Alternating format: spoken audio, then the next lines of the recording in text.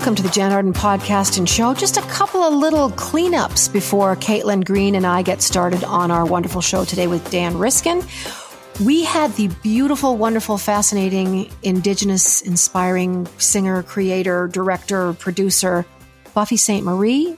We had a beautiful conversation with her, but you know what? It's the National Day of Truth and Reconciliation next week, and we thought it would behoove us to share our conversation with Buffy with you guys on a day that really is meaningful and that I know Buffy would really appreciate being part of. So this week, he's with us today. Dan Riskin has just showed up, and I'm going to sing to you, Dan, because that's what I do. I am way out of my league if I'm going to have a sing off with you. Let's not do that. Dan, didn't Caitlin tell you we're doing the whole interview in singing? So Dan, tell me about your life. No, we're not going to do that. Jan, you once did a version of If It Be Your Will by Leonard Cohen that I listened to about 4 billion times. It is one of my favorite poems by him, and your version of it really got me in the heart. So thank you for that. I just wanted to get that out of the way. Just amazing. Like, you're so good, and that song is so powerful. I'm not a religious man, but it is such a song that gets that across in a way that just, it takes me apart. So anyway, thank you for that. It's my greatest, most favorite Leonard Cohen story. I was recording it in Los Angeles. I was shocked that I was even invited to be on that album because it was a tribute album to Leonard. And I said to the producer, Leonard doesn't ever come to the studio. He goes, oh God, no, don't worry about that. I don't even think he's in Los Angeles. So I have no idea. Who effing shows up to the studio while I'm singing If It Be Your Will that I don't really know at all? I'm trying to learn it. I'm listening to like him singing it. I'm listening to some other people singing it. I see this figure and I knew it was Leonard Cohen, little cap, tweed jacket. And it was him. And he took one of my hands, like he's a handshaker that cups your hand, like his other hand went around my hand. And I just felt overwhelmed. And he said something to me, Dan, I don't know what it was. Could have been anything. I really, honest to God, don't remember. He thanked me for doing this. He said something very other softly thing. And then he drew on a little plastic guitar that he had his daughter run across the street and get a fake little guitar that I have framed. My dad framed it. And his daughter drew a picture of a beautiful naked woman on the back of this little mini fake guitar. And then he signed it to me.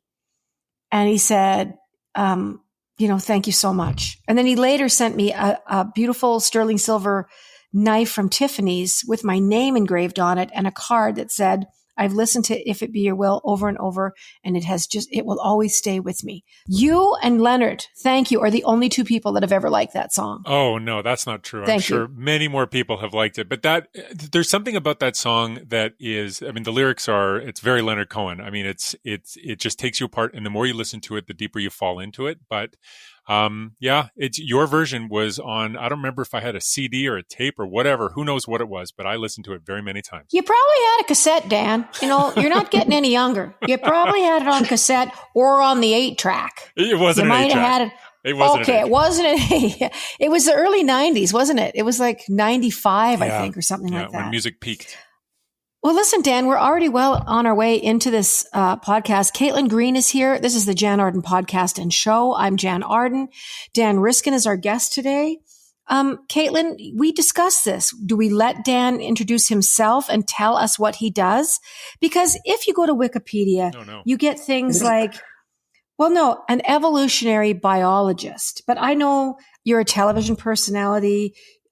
You've done so much writing. You're a gifted writer, for one thing. Your columns are funny, thought-provoking, gobsmackingly interesting, outrageous sometimes. I can't imagine the comments you get. So Dan Riskin, what do you do? I've given the people your name. What do you think it is that you do? I'm a bat scientist, and I spend some of my time studying bats, but less and less. And I spend more of my time trying to make science accessible to people that might not think science is for them. And so I appear on the radio, I appear on TV, and I just try to get across the beauty of it, the fun of it, and the way that it makes the world a more beautiful place. And that's afforded me the opportunity to get outside my little bat thing and learn about other things from asteroids to dogs to who knows what.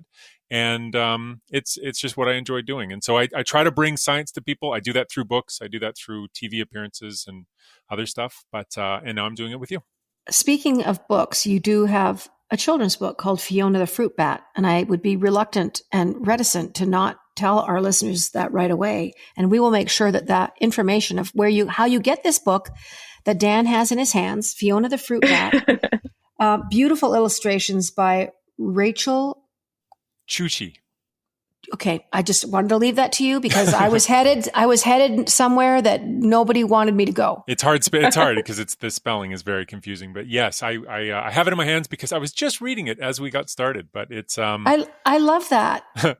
It's the story of a little bat she's grown up. It's time for her to take her first flight, but she's scared because it's too dark. And she has to find a secret hidden inside herself, which is echolocation, which will help her go out and discover the world. And it's a metaphor for all the scary things we ask kids to do, right? Like when kids, we're going to the dentist, like, what? I've never gone to the dentist. Or you're getting a haircut. What? I'm getting a haircut. And you have to do something you've never done. And everybody around you is saying, it's easy, you'll be fine. But you have to figure that out for yourself as a kid. And so for this bat, that experience is what happens. And what's fun about echolocation is that it's by listening to her own voice that she finds the power and the confidence to leave the cave and fly. So there's a lot of lessons there. Yeah, it's got many layers. It's like an onion, this one. But yeah, thanks for mentioning it. It's a book I'm really happy with, I'm really proud of, and I hope kids can get it in their hands. Well, they're going to be, because we're going to have it in the show notes. Fiona the Fruit Bat, beautiful illustrations. And you know what? We need some positive messages out there. I think we all doubt ourselves. And certainly when I was a kid, I still feel like, and Caitlin, you were an only child as well. So you can relate to this. Sometimes, not that I was an only child, but I felt that way because my brother was older. I was like really smack dab in the middle. And I felt like I was raising myself sometimes. And I was in a rural community that we had bats. They always tried to steal our little birdies whenever we played badminton out in the yard. Oh, wow. It would take a matter of 60 seconds for the bats to start literally playing badminton with us and going after, what do you call it? A birdie going back and forth? Yeah, they call it a birdie. They don't call it a bat. But yeah, the bat's going after the birds. The bat's going after the birdie. But I was fascinated by them. You know, once in a while you get to see one hanging on the side of the house. And I have a bat resting house on my home. Oh, nice. Nice. I bought it and I did the research to where to hang it up. It's probably all wrong. No, it's probably all right.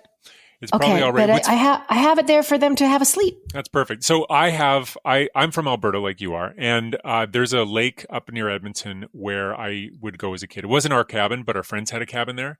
And they knew I was into bats when I was in high school and I was on my way towards being a bat biologist. And so they said, well, what should we do, Dan? How can we encourage bats? And I said, let's get a bat house. So we bought a bat house. And we read all the literature, like, okay, it's got to be at least 2 meters off the ground. Done. It's got to be facing south. Done. It's got to be painted black. Done. All the things that it said to do, we did. And we got 0 bats. The next year, we got 0 more bats. And no bats ever found this thing. But yet, the people on that side of the lake all started like, well, what do you got there? Oh, a bat house. I'm going to get a bat house. Where should I put it, Dan? And so everybody on that side of the lake has a bat house in the right place, painted the right color, facing the right way. There are no bats in any of them. Black. And then you can paint it black, but who knows if the bats I didn't do that. But I'm going to do that. Well, I didn't get that memo. There's a drunk guy on the other side of the lake who had a bat house, but he put it on the wrong side of the tree. He put it way too low. It was facing the wrong direction. He did not paint it black, and it is full of bats. So the bats don't read the literature is the problem. That's our political climate right now. Yeah. Those of us who are trying so hard and we're not getting any bats. Yeah, well, Albertans are contrarians. I don't know what that means. Bats are among them, I guess. Tell me how you go about choosing the things you write about. I mean, you have a degree in zoology, is that correct? Yeah. So I'm so jealous, Dan. I don't even know where to begin with my heartfelt, earnest envy of this path that you've taken. And people always think, oh, you wanted to be, a singer. I didn't. That's just what happened in my life. I made up songs, but tell me about the zoology part of your life. Obviously, your love of animals plays into that. But what does that entail? Like you go to school and you take a degree in zoology, right? Yeah. So when I was in Edmonton growing up, in high school, they had a class where you had to read a book, and I wasn't a big reader. I wasn't a big student. I wasn't that interested. And my mom and I happened to be at the museum in Alberta, or in Edmonton, the Provincial Museum of Alberta in Edmonton. And we were in the gift shop. She said, pick any book you want and you can read it in school. And so I looked, and there was a book on bats, and I thought, well, maybe they'll be gross. Maybe there'll be some disgusting story in here. And so I got this book about bats by a guy named Fenton. And I read it in class, and it was full of stories you could never talk about at the dinner table. Like poop, yes, fine, but also penis stories, like how big a bat's penis is and how the male mates from behind the female, but she's got skin between her ankles, and he has to be able to reach from like below her ankles all the way up to her vagina with his big long penis, and how when some bats are flying, you can see. And I'm in high school reading this like, this is unreal. Like, I love biology. If this is what it's all about. And so I felt like I was getting away with something reading this book. Who needs National Geographic when you've got bats? Exactly. And so I thought I'd gotten away with something reading this book. And then anytime I had to do like any kind of report or something, I was like, well, I'll do it on bats because I read that book back, a couple of weeks back. And so in the end, I just ended up drifting, like you described for yourself, just being curious about different things. And the bat thing just kept coming up as an option. And so eventually I sent a letter to the guy who wrote the book. And he said, yeah, come do a master's with me. And then I joined his lab. And within a month, I was in Costa Rica catching bats. And once that happens, it's all over because it's like just nature right in your face. It's better than National Geographic by a long shot. How are the bats doing, Dan? Like the bat populations? I know people often, the farmers are always saying, well, they sure keep the mosquitoes down and they're great for the bugs. And I mean, I always heard that growing up as a kid. My dad talked like that. My grandmother said, we had lots of bats and they were great out. Anyway, so how are they doing in general? Like, are they dwindling? Are they doing okay? Bats in North America have two big challenges. One is wind farms. Wind farms are great for lots of reasons. They're helping against climate change, but sometimes the wind turbines chop up bats, and that's not great because the bats are following these wind corridors, and as they go through, they seem to have this behavior where they like really tall things and checking them out. And so they end up not just passing past these turbines, but like flying around them and getting too close to the blades and getting smacked. And so people are coming up with solutions to this, like turning the turbines off at night when the bats are going through, reducing their use during migration season. So we're working on solutions to that, but that is a challenge for them. And it's hard to know for those bats how their populations are doing because they roost. Those are species that roost all by themselves in trees, and so they're impossible to count. And so we don't have a good answer for that. And then the other thing that North American bats are facing is a disease called white nose syndrome, which is a fungus that grows on them when they're in caves. That's a fungus that it's a naturally occurring fungus in caves in Europe, but somebody accidentally brought it over in 2006, and then it's been spreading. Well, who knew that you had to dry clean your coveralls when you go from a cave in Europe to a cave in North America? So I know I always do when I'm caving. Exactly. Say what you want about Jann Arden, but she always dry cleans. I check my heels. I check the heels of my shoes. Yeah, good on you. So they have those challenges, but they have a lot of people advocating for them. And the anecdotal stuff I'm hearing is that the population seem to be on a little bit of an upward trajectory. It's been going down for a while with the white nose syndrome, but I hear good things in the last year or two. But I'm meeting with a friend of mine who studies the data firsthand pretty soon, and I'll find out what the real story is from her.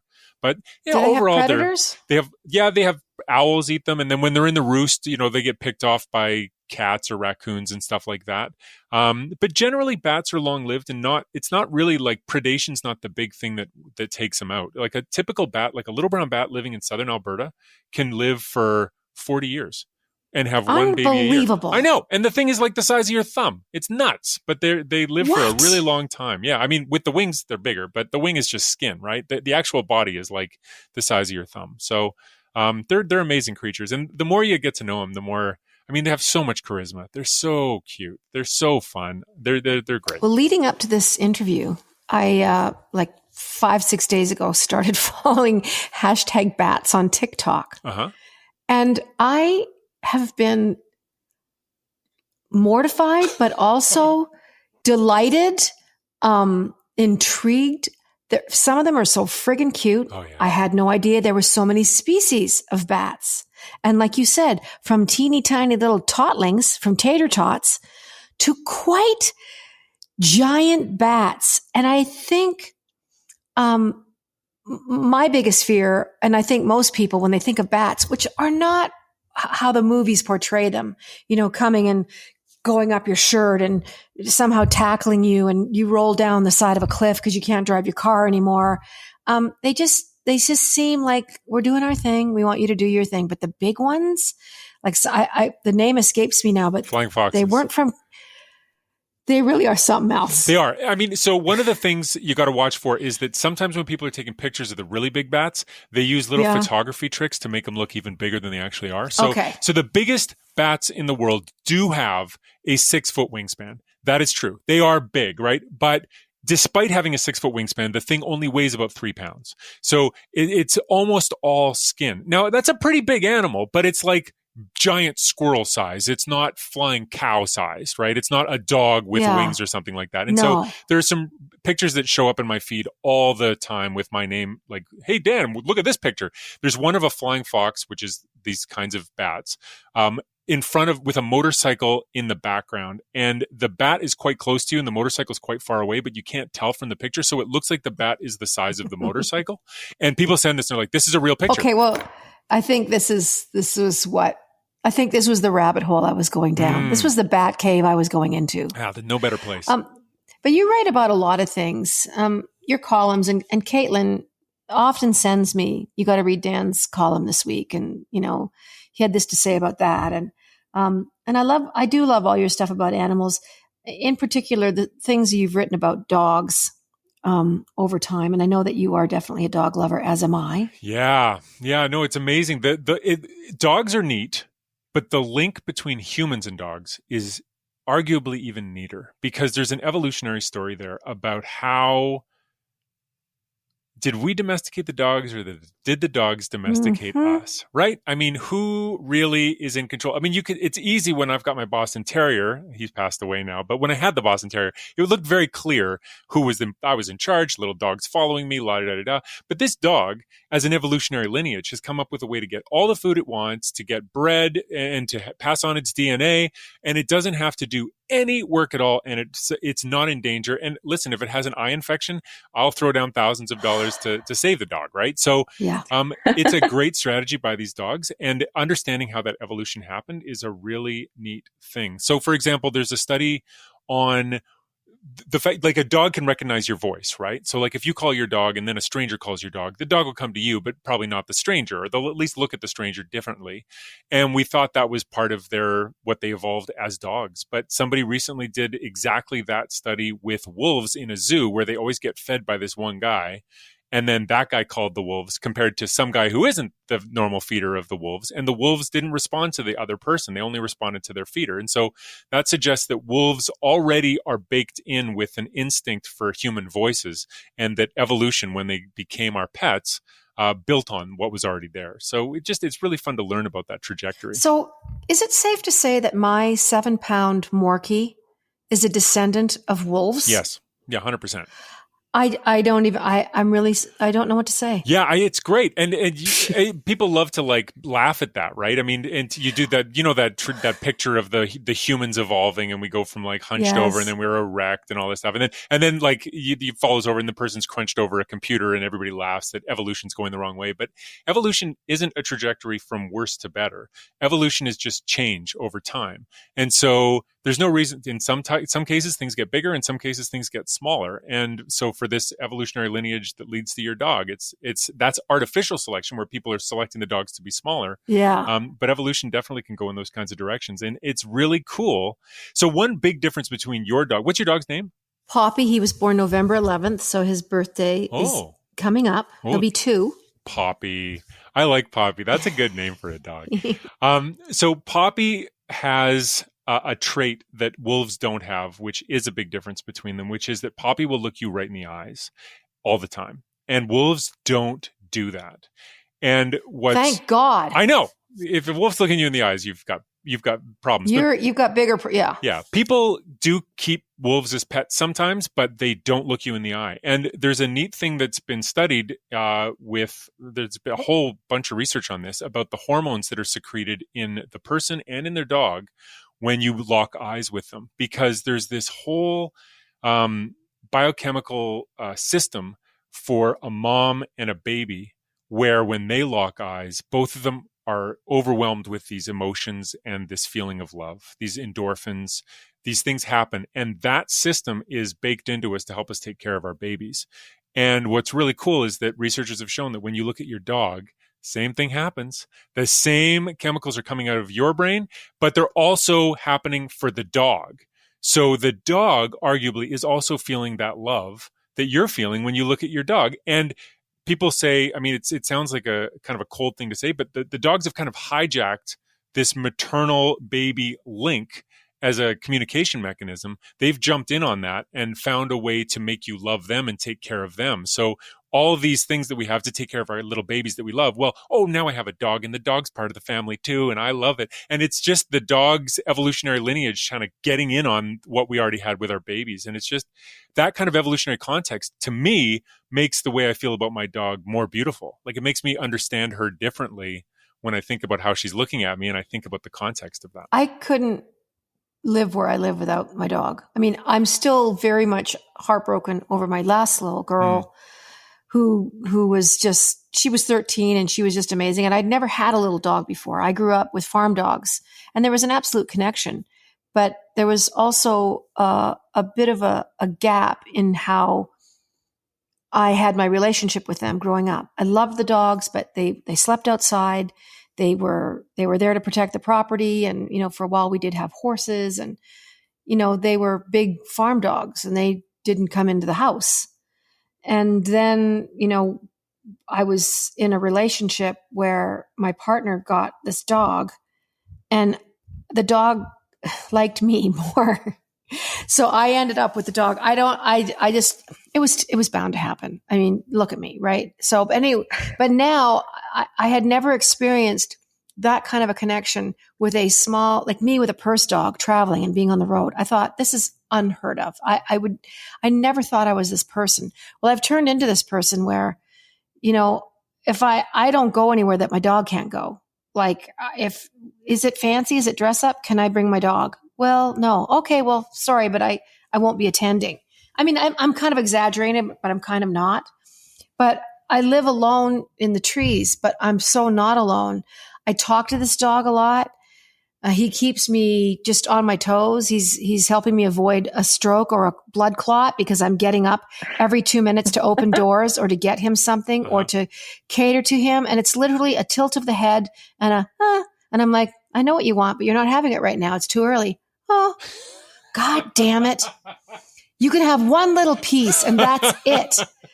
And before I know it, I've just been talked into all kinds of shenanigans, but I'm opening the door. Oh, and I wish I was exaggerating. I'm going to say 80 times a day. Oh my gosh. To go out onto my deck. Oh, that's so frustrating. Oh, but he's fantastic. He's an excellent guard dog. And by that, I mean, if there's a car down my road, I'm in down a service road, like a mile. He knows. Right. Like sometimes I'm like, dude, there's nobody there. I'm like, there is someone there. I know there's a million dog lovers out there. We're talking to Dan Riskin, and we're going to talk more about dogs because I want to have him speak to children's welfare once again and following that voice in their hearts that's always been there, that guides us all when we're young.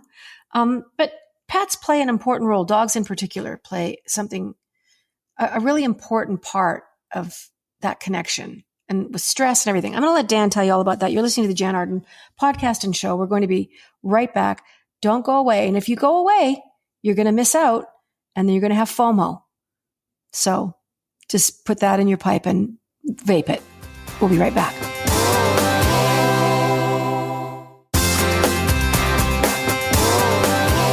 Welcome back to the Jann Arden podcast and show. We are here today with Dan Riskin. Caitlin Green is also here. You haven't heard much from her, but I think she is just letting us gab on. Kids and dogs, Dan. I had a pretty spectacular childhood having a dog roam around with me through the hills, kind of my sidekick. Yeah. And I think about that dog a lot. Aquarius. My mother named him Aquarius. Oh, wow. Oh, this is the dog. Try named calling Aquarius? that at 8:00 at night. Yeah. Aquarius. Yeah. Like The neighbors. Yeah, the neighbors are like, what are they doing? Like, cancer, like some kind of like a mating call kind of thing. So kids and dogs. Yeah, kids. Tell me what. So our family had a Boston Terrier when we had kids. My wife and I had a Boston Terrier, and that he died. He was cute as all get out. His name was Elliot. He was a great little, cute little, love that guy.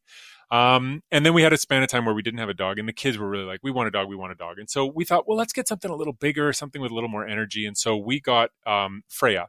And Freya is half Border Collie, half Australian Shepherd, which is like take the two most energetic things you can and mix them together. I was going to say. And it turns out it's even more energetic than the sum of those two parts. So this dog was just totally crazy for the first year. Like my wife and I were like, we've made a mistake. Like this dog would bite the tops of my feet if I tried to walk across the room because she was trying to herd me into where she wanted. She has since calmed down and become a very good dog. But what's really been striking for me is the way the kids use the dog, because I'll have a time where I'm with my kid and I'm maybe we're having a disagreement about something, or I'm trying to correct something or encouraging them to do something.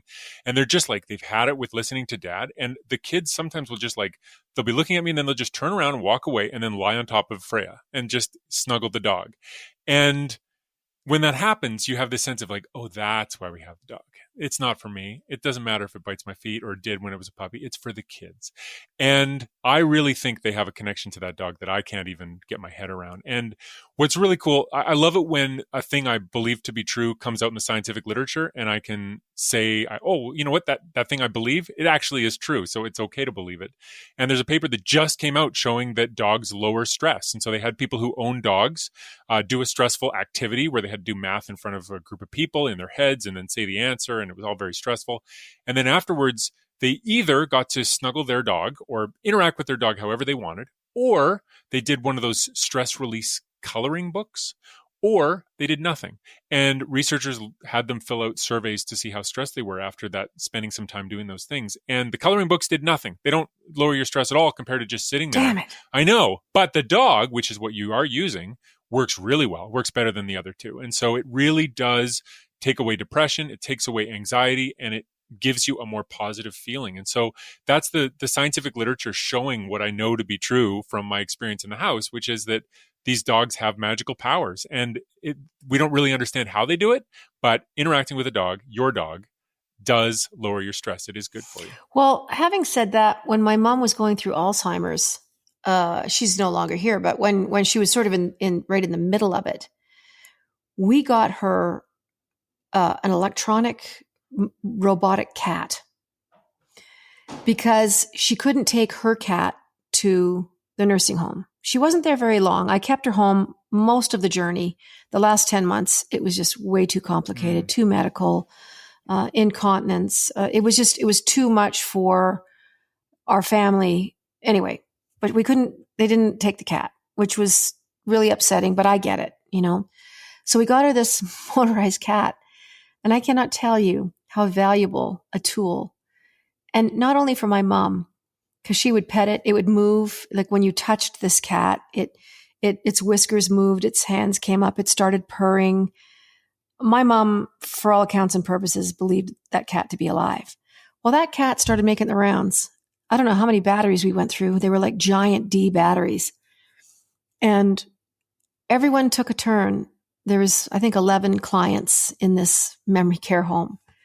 And it almost makes me want to cry because I think seeing my mom with a robotic cat and talking to it, and my mom was still in there because one day she said to me, I was sitting with her and she had the cat on her lap. And she grabbed my arm and she said, Jan, someone a lot smarter than me is going to have to figure out how to make this cat really alive again. Wow. And I knew exactly what she was saying, but she's like, but you know what? I know it's not real, but it's real enough for me. Like I really got this sense from her. It gives me chills to think about it, but she went along with it. She just let her mind take a break from reality. That's okay. I just wanted to let Jan know that I know this cat is not alive, but it made all the difference. It was a lifesaver. And I ended up buying another 3 or 4 of these motorized robotic cats for the memory care floor. Oh, nice. And everyone was just like, these are a hit. So, you know, I know how I feel about my dog, and I know what a difference he makes for me. I mean, I didn't think that I would be single living out here, but I am. That's just how it turned out. But I couldn't do it if it wasn't for this 7-pound being. And I can't explain it to you. I don't know how else to expand on that. It would be an impossibility for me to be here on my own. It's beautiful. I mean, and I think that for me, that is a way that science makes things cooler. I mean, I know I sound like I'm always coming at it from the same angle, but to me, the context of the evolution of a species and another species coming together and then becoming in a symbiotic relationship like that really does sort of give a context to that whole thing, to your experience out there. It's really kind of unchanged from what we were doing 10,000, 100,000 years ago when we had those dogs and we were giving them bits of food from around the fire, and they were living with us and they were barking when someone came up the road. You're doing the same thing. And that emotional connection you have fundamentally is like what the emotional connection that evolved, that exists for adaptive reasons, that helps you and helps the dog and is stable in the long term. And it is beautiful. Well, getting a little glimpse of that in real time kind of archaeology. I've done a couple of trips to Africa over the years, and my last one there was certainly the late 90s, but spending time with the Maasai people in Ethiopia. And they had lots of dogs all over the place. They weren't domesticated, but they traveled together with the Maasai. They slept outside the huts at night. They barked when strangers came up. They certainly barked at us when we came up with our vehicles. But the translator basically said to us, "Oh, they belong here, but they're not fed. Sometimes they'll get scraps. You know, they pray for that, but they're quite happy to be. They need the people, and the people need them." So that was interesting. Anyway, we're talking to Dan Riskin, and this has been such an amazing conversation. We've got a few more minutes left with Dan. We're going to come back talking. Well, get ready. We're going to talk about plants and eating them. And don't go away. Don't drive off. Dan Riskin is with us. Caitlin Green, Jann Arden podcast. We shall return. Bring a carrot.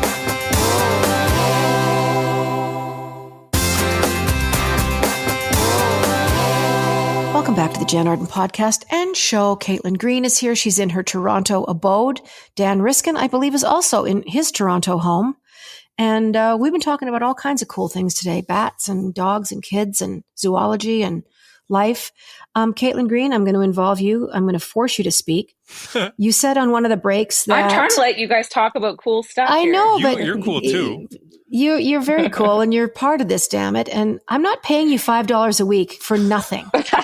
Yeah. So That's true. You have a beautiful child who is being scouted by modeling agencies, but that's a whole other podcast. We will get to that. Endlessly cute, star of his daycare.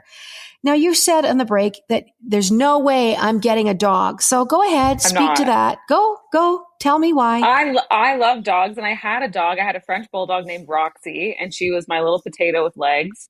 But I also just went to see my brother-in-law over the summer holidays in PEI, and they have 3 children, and they have a Newfoundland. And I swear to you, this dog is more work than all 3 of the kids and my baby put together. Who says you have to have a Newfoundland dog?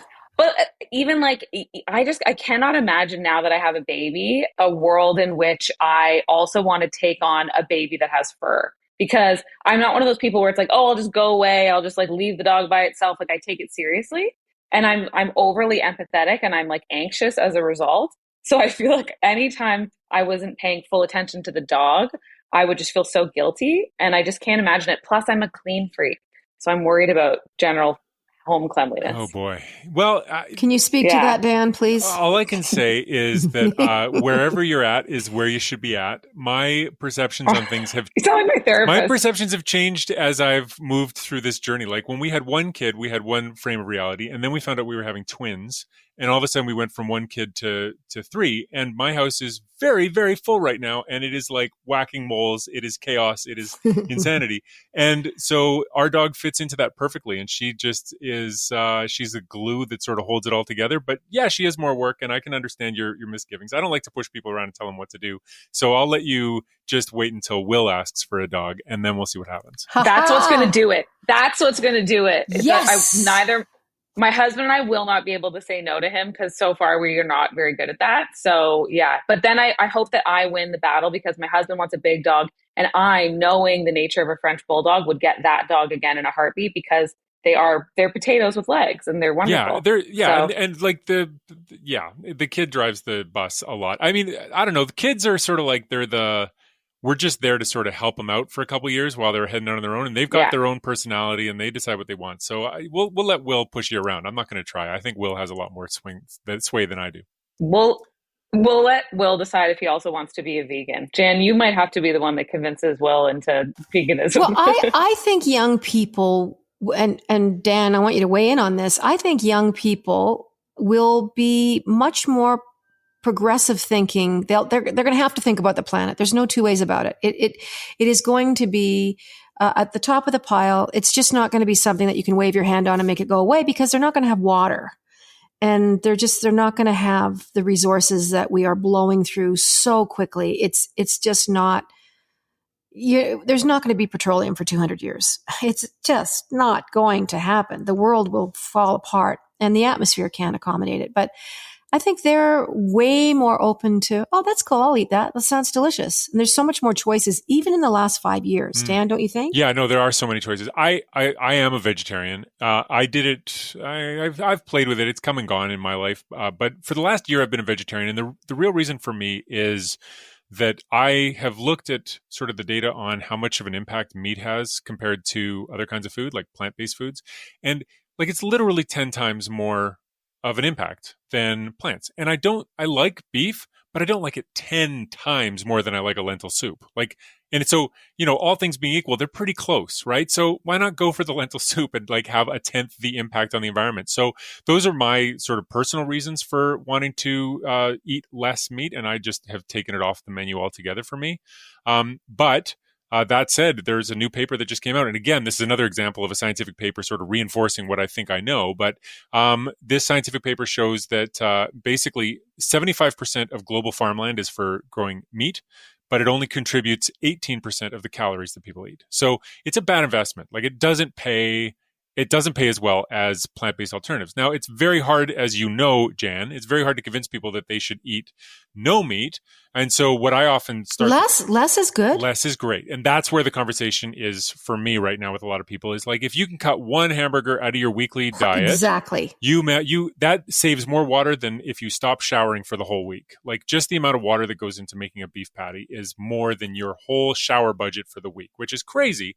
And it also has a huge impact on CO2 levels and all this other stuff. And a new paper shows that if we could get more people thinking that way, we could make a real dent in greenhouse gases in a meaningful way to get them like below 2020 levels if we had a lot of people that were thinking that way. So it's an easy thing that people can do in their everyday lifestyle. And if you've had a summer of like looking at all the smoke and feeling kind of guilty and thinking, shouldn't I do something?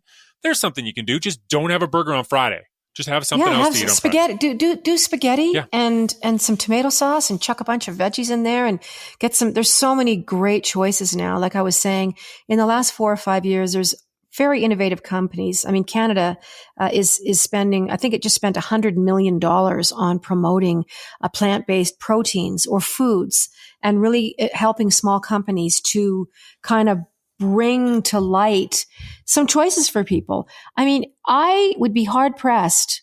I mean, I haven't eaten chicken in 8 or 9 years, but if you put a chicken nugget and a vegan nugget in front of me, I swear to God, with a little dipping sauce, I could not tell you which was real. And further to that, they had a guy on UK television a few weeks ago on one of the morning shows, and it was kind of a thing. They wanted him to pick out the pork sausage, and he was a very big fellow, and he was a staunch meat eater, and there was no way in hell he was ever going to do anything vegetarian or vegan. They gave him 3 sausages, all of which were plant-based sausages. and they were delicious. And of course he ate them, and he spit out, that's bloody terrible. That's not it. And oh, this is this. And then this, and then he pulls this one in front of him, and this is it. This is bloody delicious. I know a Yorkshire hog when I taste it, blah, blah, blah. And the place kind of burst out. Well, his reaction was quite volatile. He felt very duped. It wasn't at all kind of, oh, how funny you've put 3. He felt like he had been manipulated, and he went on about it. I think he went on to kind of walk off the set because he was embarrassed. Mm-hmm.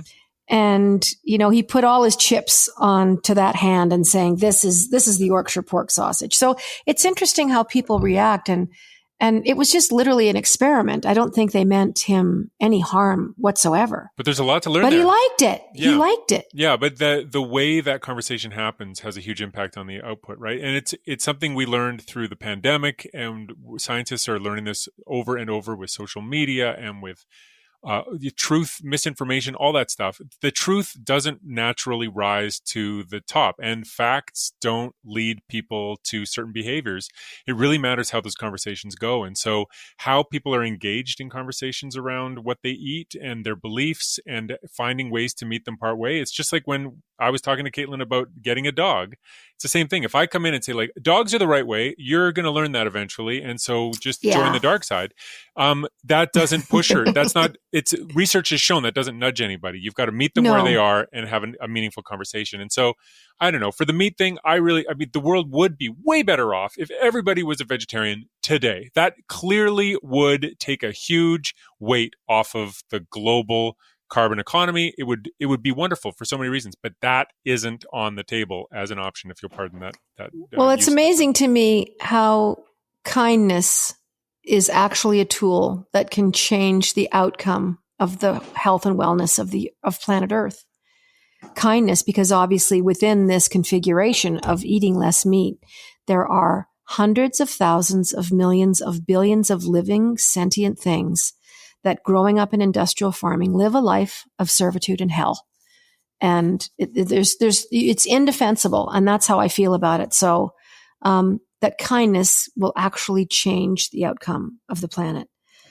Dan Riskin has been our guest today. Fiona the Fruit Bat is a wonderful children's book that is available to you. I'm sure you can go to your favorite bookstore. You can go online. You can go to Amazon. Fiona the Fruit Bat, about your child's inner voice, and trusting that and being able to find things that you need to find. Am I even getting that remotely close? Bang on. I wish I'd got you on the process earlier. You could have sold more books for me when it first came out. I'm going to be there. If you need a quote that we put on a sticker to put on top, sweet. I'll be there.